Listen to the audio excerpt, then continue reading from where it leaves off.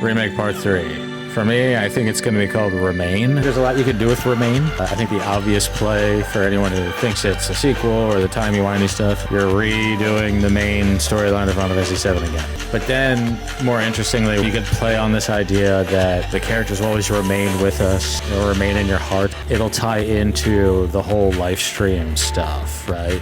They're really teasing that teaming up with Sephiroth to purge Genova out of the live stream so that he can take over.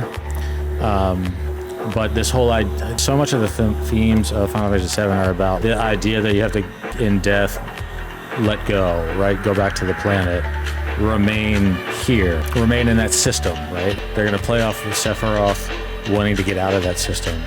And then they're going to tie in all of that with the Gi, right? The Gi will probably have a redemption arc where they accept Oblivion and then the planet accepts them because they do something to help.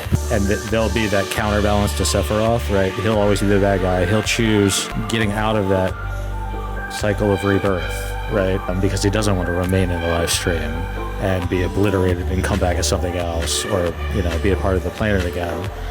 He wants to go do his own thing, right? He wants to play God. The Remain theme will be there. What you could also do with it is tease the ending of Final Fantasy VII. The whole game is teased that you could change stuff, but maybe we won't or whatever. They might tease the 500-year flash forward of Red 13 running, except just don't show 500 years later as a subtitle.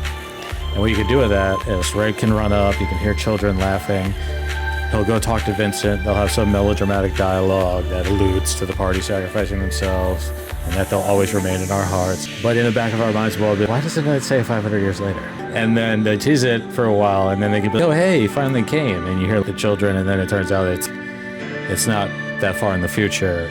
It's actually caught in the party. They overlook Midgar, and then they go rebuild it, you know? Just a lot of things I think you could do with Remain.